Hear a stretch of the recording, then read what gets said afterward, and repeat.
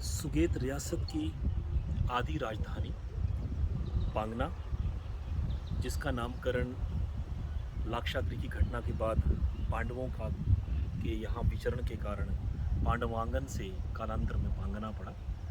और ये क्षेत्र जलोढ़ी पर्वत श्रृंखला के अंतर्गत शिकारी पर्वत श्रृंखला के अंचल में एक बहुत ही नैनाविराम भूमि पर ये स्थान अवस्थित है। और 765 ईस्वी में बंगाल के राजकुमार वीरसेन ने ज्यूरी में नदी को पार करके यहाँ के स्थानीय राणाओं और ठाकुरों को पराजित करके यहाँ पांगना में अपनी रियासत की स्थापना कर सुगेत रियासत को प्रतिष्ठित किया। ऐसी भी मान्यता मिलती है और यहाँ के स्थानीय इतिहासकार धूरझट की भाषणी में ये उल्लेख मिलता है कि 765 ईस्वी से पहले ये क्षेत्र बहुत भीड़ क्षेत्र था और इस क्षेत्र में साइबेरिया से आने वाली एक डुंगर जाति का यहाँ पर आतंक फैला हुआ था। उनके जो शासक थे वो यहाँ पर लोगों पर बड़े अत्याचार किया करते थे और इसी दौरान यहाँ पर वीरसेन राजकुमार बंगाल से यहाँ पर जब अपने राज्यों को स्थापित करने यहाँ आए, इसी दौरान उन्होंने यहाँ देखा और कि ये सारा क्षेत्र जो है ये डुंगर जाति के अत्याचार से संत्रस्त है और यहाँ के लोगों ने उनसे विनती करी कि आप डुंगर जाति के अत्याचार से हमें मुक्ति दिलाएं। और उसी दौरान अपनी कुल देवी महामाया दक्षिणेश्वरी कालकूट की देवी का आवाहन करके वीरसेन ने उन्हें सहयोग देने के लिए कहा। और एक दिन दैवीय योग से माता ने यहाँ पर जितनी डुंगर जाति थी वज्रपात करके सारे डुंगर जाति का सर्वनाश कर दिया। और ये घटना पांगना के पश्चिमी भाग में देवरी नामक स्थान पर घटी और वहाँ पर जो उनके शवों के ढेर लग गए और यहाँ पर देवी उसके बाद अपना जो एक उसका खंडा, उनका जो खड्ग था, वो वीरसेन अपने वंश जो उनका वंश था उनके जो यहाँ के राजपुत्र वीरसेन थे उनको खड्ग दे करके माता वहीं पर प्रतिष्ठित हो गई। और वीरसेन ने एक संकल्प लिया कि माता मैं कालकूट यानी कि कलकत्ता जा कर के मैं आपकी वहाँ पर आराधना करके आपको धन्यवाद करूँगा। परंतु लोगों के आग्रह पर वीरसेन ने पांगना में जो झोड़गल के क्षेत्र पांगना उसके अंतर्गत आता है वहाँ पर राज्य की स्थापना करी।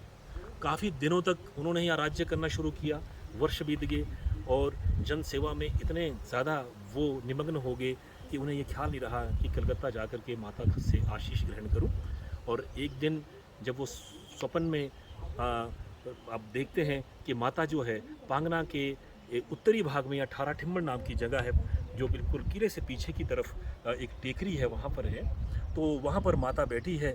बहुत ही संतप्त अवस्था में वो वीरसेन के महल को देख रही थी। तो वीरसेन ने माता से कहा कि माता तुम यहाँ क्यों बैठी हो, आप मेरे महल में क्यों नहीं आती है। माता ने उससे उल्लाहना करते हुए कहा तुमने मुझे बुलाया ही नहीं। तो बहुत शर्मिंदगी महसूस की वीरसेन ने और माता से उसने अगले दिन जब देखा कि टेकरी में जाकर के जब वहाँ पर माता के सिंदूरी जो चरण थे वहाँ पर अंकित थे और वहीं पर ही माता के 9 नूपुर जो उनके जो घुंघरू थे वहाँ पड़े हुए थे और माता को इसके बाद माता का जो खड्ग एक था वह भी वहाँ पर स्थापित था। और वीरसेन ने उन्हें शिरोधार्य किया, माता के चरणों को, उनके नूपुर को और माता का जो पार्थिव विग्रह था वहाँ से लेकर के अपने महल के शीर्ष भाग में उसको स्थापित किया और इस तरह से महल में ही माता को प्रतिष्ठित किया। और इसी सेन वंश में वीरसेन के बाद मदन सेन नाम के राजा 12वीं शताब्दी में हुए और इस काल में उन्होंने यहाँ पर एक बहुत किले का निर्माण किया। तो ये किले में माता का जो प्रतिष्ठा हुई है लगभग 1270 वर्ष से माता इस किले में प्रतिष्ठित है और हिमाचल के सबसे प्राचीन किलों में इस किले दुर्ग की जो है गिनती की जाती है। पांगना की पावन भूमि में महामाया पांगना राजराजेश्वरी प्रतिष्ठित है। इसके साथ ही पांगना के पूर्वी भाग की अगर हम बात करें, इसके पूर्व में जो एक छोटी सी एक पर्वत श्रृंखला हमें नज़र आ रही है जिसको हम कोट चुराग पर्वत श्रृंखला कहते हैं और ये जलोढ़ी पर्वत श्रृंखला का ही विस्तार है। और इस पर्वत श्रृंखला पर ऋग्वेद के ऋग्वेद के 7वें मंडल के ऋचेता वशिष्ठ ऋषि देवथला के रूप में यहाँ पर आराधित हैं।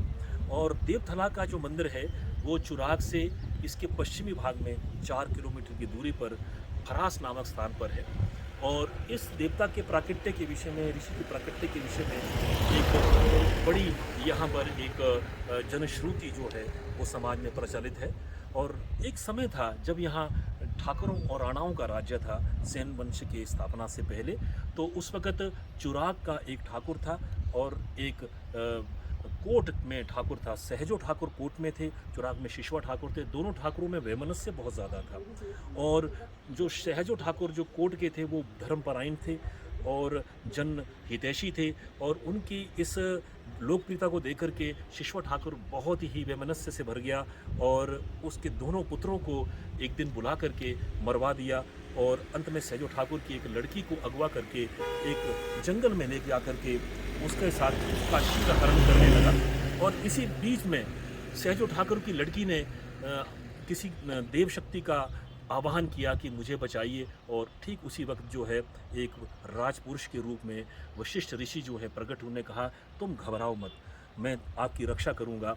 और उसके पीछे तत्क्षण ही शिशवा ठाकुर के सैनिक भी आ गए और उन्हें वशिष्ठ ऋषि जो हैं एक उल्लू के रूप में दिखे। और जैसे उस उल्लू को भगाने लगे अपशकुन समझ करके, तो वो उल्लू वहाँ से उड़ करके सीधा चुराग की जो उनकी ठुकराई के उनके किले थे वहाँ जा कर के वो बैठ गया और आग का गोले में वो परिणित हो गया। और सारा का सारा शिशवा ठाकुर का जो कोट किला था वो राख हो गया। इस तरह से वशिष्ठ ऋषि ने कोट के शिशवा ठाकुर का शिशवा सहज ठाकुर को बचाने के लिए चुराग के शिशवा ठाकुर उसका सर्वनाश कर दिया। और उसके बाद यहाँ पर फरास नामक जगह पर वो स्वयं प्रतिष्ठित हुए। आज वहाँ पर जो है पांडव शरण शैली में उनका मंदिर बना हुआ है। तो इस तरह से बिल्कुल पांगना खड्ड के बाईं तरफ का जितना भी क्षेत्र, ये नगराओं का क्षेत्र पांगना के उस पार हमें नज़र आता है। और उस क्षेत्र में फरास देवता अर्थात वशिष्ठ ऋषि की सत्ता है। और यहाँ पर एक लाहौल का जो मेला यहाँ पर 2 वैसाख को होता है और उसमें महामाया राजरेश्वरी, पांगना और फरास देवता दोनों आते हैं। और फरास देवता का जो बाग नाम का क्षेत्र है जो पांगना के साथ तटीय क्षेत्र है, वहाँ जाकर के उनकी उपस्थिति में माता पार्वती और शिव की जो प्रतिमाएं उनकी बनी होती हैं उनका विसर्जन इस वैदिक नदी पांगना में किया जाता है। और दोनों महामाया और फरास देवता वशिष्ठ ऋषि की उपस्थिति में इस लाहौल मेले का पारंपरिक जो आयोजन होता है।